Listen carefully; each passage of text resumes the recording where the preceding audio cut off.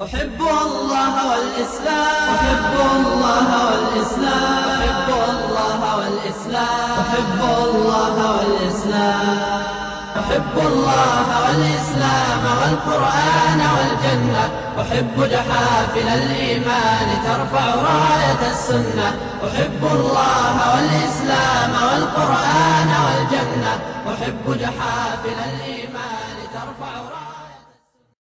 إن الحمد لله نحمده ونستعينه ونستهديه ونستغفره ونعوذ بالله من شرور أنفسنا ومن سيئات أعمالنا، من يهده الله فلا مضل له ومن يضلل فلا هادي له، وأشهد أن لا إله إلا الله وحده لا شريك له، وأشهد أن محمدًا عبده ورسوله صلى الله عليه وعلى آله وأصحابه وسلم تسليما كثيرا. أما بعد. As we promised, this is the start of the explanation on the al-Ousoul, the three fundamental principles. As you all know, it's a booklet, not a book, a booklet on Tawheed.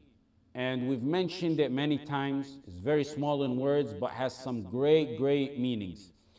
These meanings no one can be ignorant of. Scholars have always discussed this book and taught it among the first that is taught in Tawheed. And if you really look into the three principles, what he means about those principles, they're in reality the matters you're going to be asked about in your grave. So you need to know really as best as one knows those three principles. And you need to apply them. So when you're asked about them in the grave, you quickly go through them, inshallah ta'ala.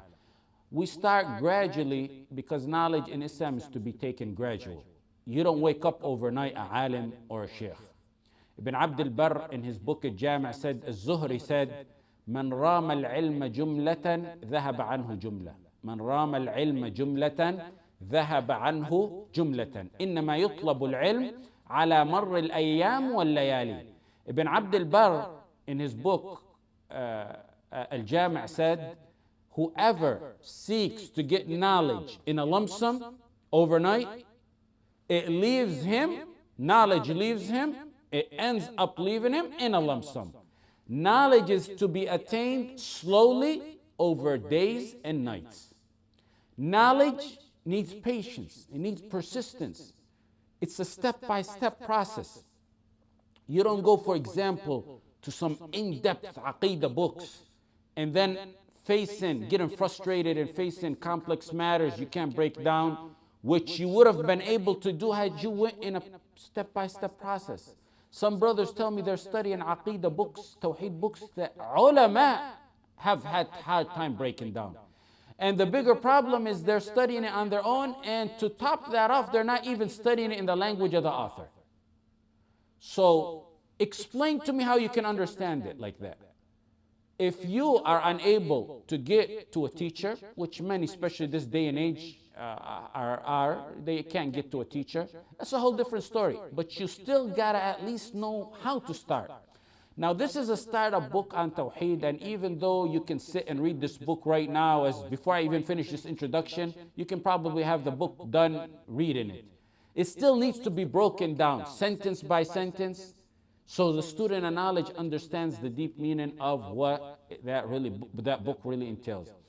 If you start in the step-by-step process and you find it difficult, which you may be able, you finding it difficult, never ever give up. This simple book that you have before your hand, I studied it cover to cover with 11 different shuyukh.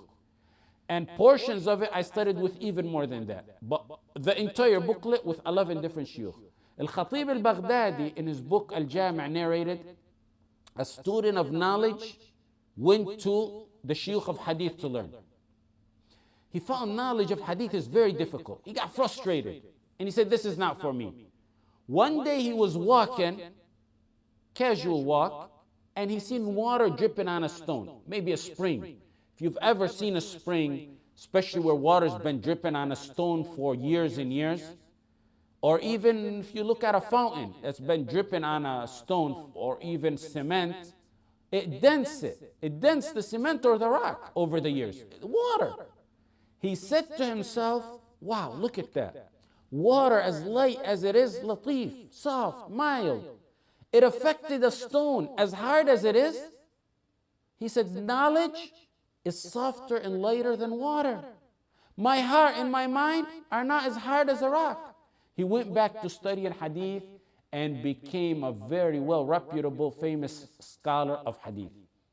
Start gradually. And as you go on, move patiently. Move up, move forward patiently. This is the start of the classical study we mentioned, and it's to create, I'm not going to say students of knowledge, inshallah, it's to create ulama. The other lectures we did, and we will continue to do, like the University of Yusuf, the Ultimate Pleasure, the Love and Fear series, the question and answers, they're informative, inspirational. There's definitely knowledge in them, but that's not what makes a alim. Those kind of lectures are not what can make a alim. If you hear a lecture here and there and attend a 2-day seminar, an event and trailer here and there, that's good. But if that's what makes a alim, then the whole ummah is ulama, because your fathers have been attending Jum'ah for about 15, 60 years. And they've been attending lectures between Maghrib and Isha for even more of a similar time. There's a structured study to becoming a student of knowledge and alim. There's uncountable number of benefits in studying Islam in the classical way. This is a step-by-step process that will encompass the Medina program, inshallah, and even more than that, bi'idhnihi ta'ala, if Allah blesses us to continue. The next issue. Many people, and I really say it with no exaggeration, alhamdulillah, from all over the world, they want to come and study with you, with us, especially from UK, Europe, parts of the US, and even some Arabic countries. And as you know, we don't have resources in a very well-established place to accommodate such a number of students yet. My father has taught me and done so throughout his career never to charge or take anything for da'wah, whether it may be a marriage or seminars or lectures or classes like this or even more than that. So you can study with us through the internet until Allah finds us a way out. Why I mention this is because many ask, is it the same as studying with you? Back in the day, the students of knowledge had 3 levels of studying. The first one is as-sama' al-mubashir, immediately learning from a sheikh. Those who are attending, that's sama' al-mubashir. That's the best. The reward in itself for that is immense. Then you got the next one is al-wasita, between you and the sheikh is a mediator. So if one of you goes and conveys this whole message to another person, that's wasita. You were the mediator between me and that person you taught. Some used to do that, especially businessmen or farmers, they used to do that. They would take turns in learning and teaching each other. The third one is wijada. Wijada is to find a book written by a sheikh and study it from it. Now, where does learning from, for example, from a sheikh on YouTube come in? In my opinion, it's higher than number 2. It's a little bit higher than number 2 because you're not learning through a mediator. You're learning from the sheikh, but you're learning possibly through the internet. And it's definitely not wijada. It's not taking a book and studying from it. So it's really between the number 1 and number 2. Through the internet, one can even interact these days through emails, or he can call the sheikh that he's learning from. So in reality, it's become a notch under as-sama' al-mubashir. That's not to minimize going to a sheikh. One should not resort to wijada or wasita or any other mean if he can find a direct sheikh. If you find the righteous sheikh you're able to, and he's in the end of the world, you pack your bags and go if you're able to go and learn from him. If Allah blesses us in the future, we can accommodate. We would love for everyone, inshallah, to join us. Learning from a sheikh in person has its benefits also, like you see his private life, you see his manners, you see his attitude, you see his ibadah, you see how he reacts to things.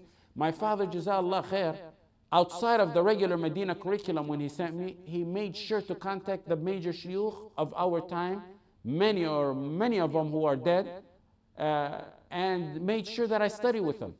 The last one, for example, was Sheikh Muqbil that he wanted me to go attend, and I always used to make dua to learn from him. But I wasn't able to go to Yemen, in Sa'da. He was kicked out of Saudi in the late 70s, and I wasn't able to go to Yemen. So subhanallah, in the year 2000, he came to Los Angeles, California to get medical treatment. I immediately headed there and stayed with him in his house. Then suddenly in the middle of the treatment, it was Dhul Hijjah, so he decided to go to Mecca, make Hajj, and return. And when he went to Mecca, an article broke out in California, some newspaper, that Sheikh Muqbil, who's a radical, who's this and that, is in United States, how they let him in. So immediately the embassy in Mecca, in Saudi, revoked his visa. And I say, inshallah, that was possibly from my dua, because right after, a few weeks later, he died, rahmatullahi alayh. So I think, inshallah, I always think of it and say, alhamdulillah, it might have been my dua that he came all the way from Yemen to LA for medical treatment. I learned from him, then he went back, and shortly thereafter he died.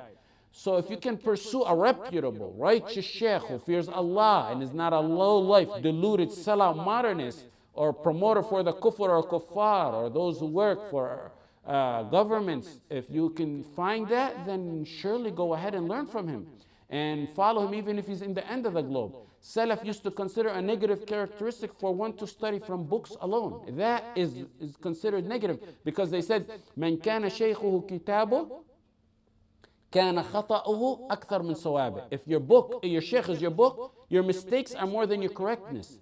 When Sheikh Ibn Uthaymeen was asked about one who studies through audio tape, he encouraged it, but he said, learning direct is better because you can discuss and ask. So that factor that he said it's better because you can discuss and act, you can apply that today, because you can ask us, you can email us, and you can call us by phone and ask. We most likely will not do pal talk, so you can call in through email and ask. And those who are in the classical study with us will get precedent in answering their questions, inshaAllah ta'ala. The next thing is, those of you who attended here without pen and paper, you gotta go get your pen and paper, invest in some pen and paper and write. Or you can, like some here are doing on their laptop, taking notes, or even on their phone, taking notes. Whatever method you use, you should document down your knowledge. You should try your best, even possibly to type verbatim. And that's your backup. That's your backup. Jotting down notes on your laptop is great. One time I was in California, in North Carolina, and a brother was on his phone. So back then I was just recently getting into the technology a few months ago, and I sort of scolded him for using the text. And he showed me after the lecture, he came respectfully to me and showed me his phone. He said, "Look, Sheikh, this was all the notes from your lecture." And I said, subhanallah, because back then I didn't know they also use phones to take notes. So one needs to write down his knowledge. When I was 7 years old, an Iraqi student with my father, I was in Medina, my father was a student. He's from Samarra, rahmatullah alayhi. He got killed in 1980 in Iraq. He came to me, told me, "Your father's a lion. Your father, in class, he writes every single word down." And then I used to notice my father in the haram, in his classes outside the university where I seen him, he would write everything down and always have an audio record every single lecture. And we still have the tapes still today. So I took it upon myself to do the same. I never ever sat before a sheikh where I did not write every single thing he said. There's some exceptional things you don't write, or that you missed, but I tried my best to write verbatim everything. And in fact, I always refer to my notes that I took from shuyukh. Writing is the trend of the Salaf. Abdullah ibn Umar said he used to write the hadith of the Prophet ﷺ until Quraysh deterred him from that. Then the Prophet ﷺ said, "Proceed and write." The Prophet ﷺ encouraged him to write the hadith. In Sunan al-Darimi, an Muawiyah ibn Qurra ibn Abi Iyas, he said, "كان يقال من لم," look at this, "من لم يكتب علمه لم يعد علمه شيئا." If you don't write knowledge, your knowledge is not considered nothing. Those who don't write knowledge, their knowledge is not considered nothing. They may have possibly meant hadith, but even if they did mean that, it still applies to this kind of study that we are doing today. Sa'id ibn Jubair used to write what he narrated, he used to write what he hears in sand. If he doesn't have nothing, write it down. And when daylight breaks down or he finds something to write it down, he goes and writes it down. And similar things about writing is narrated by al-Mawardi, by al-Khalil ibn Ahmad, and by Mahbud, and others. They either documented or encouraged knowledge to be documented. We will start slow. Today will be a little bit longer than usual because of this introduction, but we will start slow and pick up speed as time goes by. And this is, like I said, first of our classical study style knowledge, inshallah. Everyone also should have a copy of this book. And now, alhamdulillah, these days you don't have to go out and buy it. You can go ahead on the internet and print it. I think it's about 5 pages or so in English, or close to that. To avoid confusion, before I start, the author starts with 4 matters. Before he gets to the 3 matters, he starts with an introduction of 4 matters. Then he goes and talks about the 3 matters, which is the core book. And then there's an ending and a conclusion at the end of the book that we will talk about, insha'Allah ta'ala. The book, like I said, is no more than 5 pages, but it has great, immense benefits. And we will take it by line, possibly even word by word. Today, we're only going to take Bismillah ar-Rahman ar-Rahim, or even, I don't think we're going to finish Bismillah ar-Rahman ar-Rahim, so we'll probably take Bismillah. He starts off with Bismillah, Basmala. Bismillah is called the Basmala. The author starts with Bismillah ar-Rahman ar-Rahim, and we're going to break that down, point by point. We want to understand, as students of knowledge, your understanding to do Bismillah is not like any regular person. There's 1.5 billion Muslim or 1.8 billion Muslims outside. If you ask them why they're saying Bismillah to matters, many may not even know that. As a student of knowledge, you're supposed to get the entire perspective as to why you're saying Bismillah ar-Rahman ar-Rahim to everything. Now you should come out with a different understanding as to why you say Bismillah ar-Rahman ar-Rahim.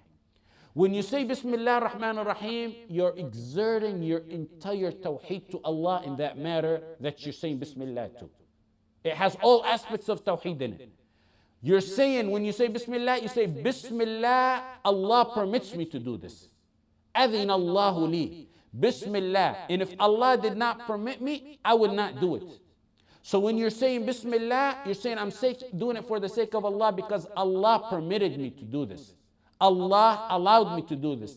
Adhin Allahu li. I'm doing it for your sake, Ya Allah, because you permitted me, you allowed me to do this. That's why you don't say Bismillah when you're committing a sin. May Allah guide us and protect us from that. But if someone, la samahallah, is drinking alcohol, they don't say Bismillah. You don't say Bismillah, because if you say Bismillah, you're actually getting 2 sins. You're saying Bismillah that Allah permitted you when Allah never permitted that, and you're getting the sin for drinking the alcohol. So you're getting 2 sins if you do say Bismillah. Even though, believe it or not, it's a trend in some countries, in some Muslim countries, that they say Bismillah before drinking alcohol. So that's Tawheed al-Uluhiyyah. Bismillah, Allah permitted me to do this. I'm doing this for the sake of Allah. So we're doing this for the permission or by the permission of Allah. This is Tawheed al-Uluhiyyah. The next one, that's the first point. You can call this 1A or point number 1. A second point is 1B or point number 2, whichever way you want to document your notes. Tawheed al-Rububiyyah in Bismillah ar-Rahman ar-Rahim. When you write down, who gave you the power to write? Allah gave you the power to write. So when you say Bismillah, you're saying, I could not have done this without the power Allah has given me. Bismillah, I do this by the power Allah has given me. Bismillah, I eat because Allah has given me this provision, and because had it not been for the power Allah has given it, I wouldn't be able to chew it. Bismillah, I write because if it wasn't for Allah giving me the power, my hand wouldn't be able to move. It would be paralyzed. That's like saying, La hawla wa la quwwata illa billah. If it was not for His power, I would not have done this act. The power that Allah has given me to do this act. That's why Allah says, وَمَا بِكُم مِّن نِعْمَةٍ فَمِنَ اللَّهِ. Every provision you have is from Allah. So that's the second aspect. That's Tawheed al-Rububiyyah. Third one is Tawheed al-Asma' wal-Sifat. You're seeking blessing by the name of Allah. Bismillah, you're using the name of Allah to bless whatever you're doing. So when you're using the name of Allah, and then following, which we'll take later on, Ar-Rahman Ar-Rahim, those are names and qualities and attributes of Allah that we will discuss, inshallah. Ar-Rahman Ar-Rahim we will discuss later. So you're using the name of Allah to bless the act you're doing. That's Tawheed al-Asma' wal-Sifat. That applies to any matter that you say Bismillah ar-Rahman ar-Rahim to. any matter, you say Bismillah too. Bismillah ar-Rahman ar-Rahim is called Bismillah. When I say Bismillah to eat or to final exam, for example, I say Bismillah to bless that matter, to bless the test that I'm taking. That's Asma' wa Sifat. Allah gave me the power to eat or to write. That's Rububiyyah. I do this for the sake of Allah, by the permission of Allah. He permitted me to do this. It's halal, so I'm doing it. That's Tawheed al-Uluhiyyah. And likewise, take it for everything else. You understand now? When you say Bismillah, now you're going to get a different perspective of what you used to say Bismillah before. Sometimes you're saying because you read a hadith to say it. Now you understand why you're saying it. Now let's take some linguistic notes on this matter. The ba in Bismillah is isti'ana and tawakkul. The ba, to seek help, independence on Allah. The grammatical rule in Arabic is al-jar wal-majrur fil basmala muta'alliqun bimahdhuf taqdiruhu fi'lun la'iqun bil-maqam.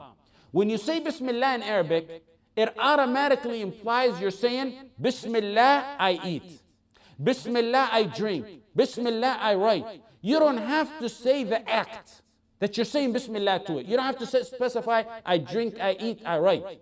The Arabic language eliminates the need to mention the act you're saying Bismillah to. It's automatically implied. So you don't have to say the word I eat. You don't have to say the word I drink. It's automatically implied in Bismillah. That's among the beauties of the Arabic language. When you eat and you say Bismillah, it's like saying Bismillah I eat, even though you don't tag on the word I eat. I want you to understand this fully. If you write it and you say Bismillah, it automatically means Bismillah I write. الجار والمجرور في البسملة متعلق بمحذوف تقديره فعل لائق بالمقام. That's the grammatical Arabic rule. Now we establish that rule. Every time I say Bismillah, it automatically means Bismillah I eat. It automatically means Bismillah I drink if I'm drinking. Bismillah I'm riding in my car. It always comes after the name of Allah. Note, I always said Bismillah I eat. I never said I eat Bismillah. There's a big difference. Why is it Bismillah I eat, not I eat Bismillah?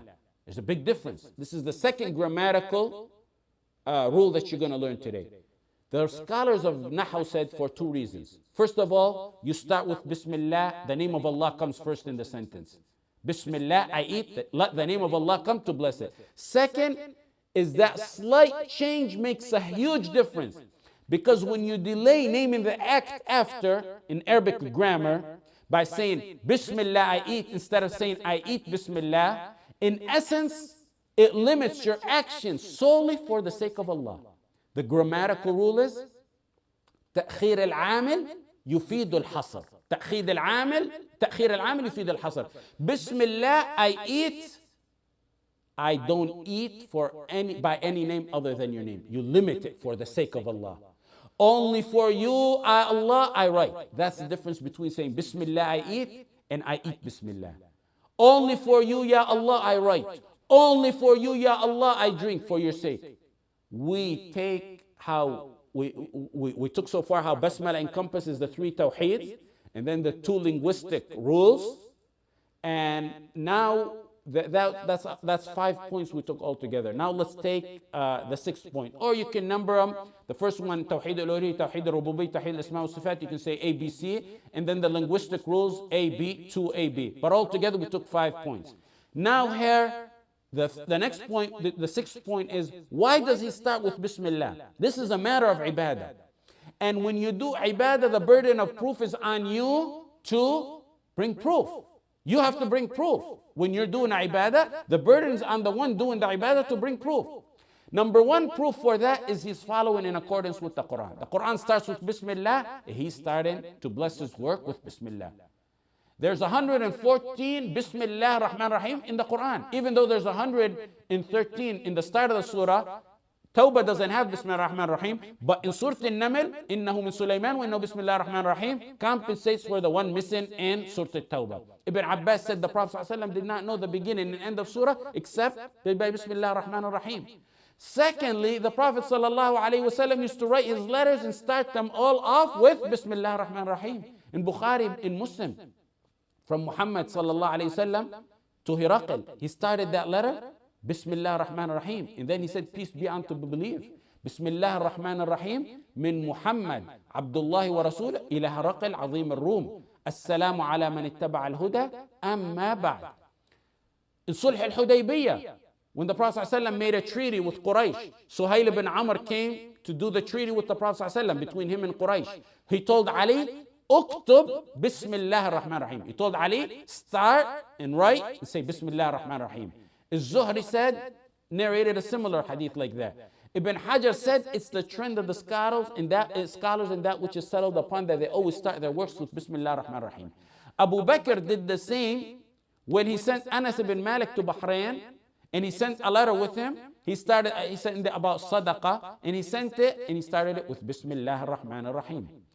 Now we got proof from the Qur'an that the Qur'an started with it, the Prophet ﷺ's letters, Abu Bakr's letters, and there's a hadith, alleged hadith, that any important matter which doesn't start with Bismillah ar-Rahman ar-Rahim is cut off from all good. Aqta. In another narration, Abtar. The hadith is narrated in Ibn Hibban and other books, and it's weak. It's weakened by Ibn Hajar, it's weakened by Suyuti, al-Albani, and other scholars. Some tried hard to authenticate it, but it's weak. Had that hadith been, that direct hadith and starting with Bismillah been authentic, we wouldn't have had to mention that the Quran starts with Bismillah and the Prophet ﷺ wrote his letters Bismillah and Abu Bakr wrote his letters Bismillah. That hadith would have been sufficient. But because the hadith is weak, we can't use it as proof, so we resorted to other proof to establish that saying Bismillah on matters like writing books is permissible. In fact, some scholars, like I said, tried very hard to authenticate the hadith, but it's really a weak hadith and it cannot be authenticated for many reasons that we don't want to get into right now. And in fact, there's an entire booklet on how the hadith is. Al-Aqawil al-Mufassala li-Bayan Hadith al-Ibtida' bil-Basmala for Sheikh al-Kittani, who died around 80 years ago. A famous scholar of hadith from Maghrib who died about 80 years ago. Rahmatullah alayhi. It's an entire booklet on that matter. So the next point is the blessing in Basmala. We say Bismillah to bless whatever we say Bismillah on. Bismillah ar-Rahman ar-Rahim to bless whatever act you're doing. Islam encourages Basmala in everything, every situation that you're into. When you're riding, Bismillah. وَقَالَ ارْكَبُوا فِيهَا Bismillah. And he said, ride in it. Nuh told his people, ارْكَبُوا فِيهَا Bismillah. And when sacrificing, فَكُلُوا مِمَّا ذُكِرَ اسْمُ اللَّهِ عَلَيْهِ, eat from that which Allah's name has been mentioned on. Surah Al-An'am. When eating and drinking in Bukhari and Muslim, Umar ibn Abi Salama said that the Prophet ﷺ told him, سَمِّ اللَّهِ وَكُلْ بِيَمِينِكَ وَكُلْ مِمَّا يَلِيكَ. Even in relationship with your wife, with your spouse, Bismillah, Allahumma jannibna shaitan wa jannib shaitan ma razaqtana. When you're turning the lights off, when you're closing a bottle, Jabir ibn Abdullah in Bukhari and Muslim said, the Prophet ﷺ said, close your bottle with the name of Allah. Turn your light off with the name of, turn your light off, imagine this, with the name of Allah, with Bismillah. Get used to mentioning the name of Allah and everything for your barakah in your life. That's one of the reasons blessing has been, barakah, the blessing has been taken out of our lives. When they resort to materialistic means, we resort to Allah for our barakah. Bismillah is your means to get barakah from Allah in everything. Bismillah is your means to get in barakah from Allah in everything you do if you say Bismillah. If you get Allah on your side for barakah, what else do you need? وَلَوْ أَنَّ أَهْلَ الْقُرَىٰ آمَنُوا وَاتَّقَوْا لَفَتَحْنَا عَلَيْهِمْ بَرَكَاتٍ مِّنَ السَّمَاءِ وَالْأَرْضِ. If the people of the towns had believed and had they had taqwa, آمَنُوا وَاتَّقَوْا لَفَتَحْنَا, certainly we would have opened for them blessings from the heavens and the earth. Allah will open for you blessings from the heaven and the earth. Just say Bismillah. Barakah is the blessing from Allah. If you ever wonder why there's no blessing in our time these days, or in our food, or in our sleep, or in our recitation of the Qur'an, ask yourself, have you been saying Allah's name? And have you been saying it from your heart, knowing its meaning? After you listen to this glimpse today, you come in with an entirely different perspective on Basmala, inshallah. Next class, we're going to continue, inshallah, from Ar-Rahman Ar-Rahim.